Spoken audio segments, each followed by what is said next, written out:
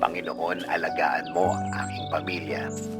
Panginoon, maraming salamat sa mga bagong blessings na hatid ng araw na ito. Alam ko, Lord, na marami ka na namang pagpapala na ibibigay sa akin.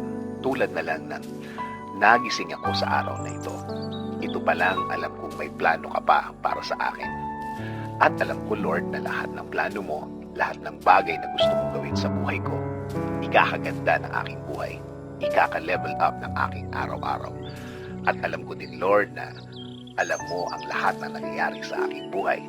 Alam ko din na bahagi ng blessings mo sa akin ay ang pag-aalaga mo sa akin na gawin akong safe saan man ako mapunta at saan man ako andun. Ginagawa mo safe ang lugar na yon. Kaya ngayon, Lord, kasama po ng aking dasal na ito na alagaan at protektahan mo din ang aking pamilya, Lord. I-bless mo sila sa lahat ng kanilang gagawin at pupuntahan. Patuloy niyo silang i-guide at gagawing blessed kahit saan man sila mapunta. In Jesus' name I pray. Amen.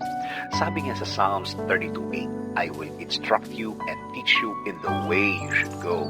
I will counsel you with my loving eye on you.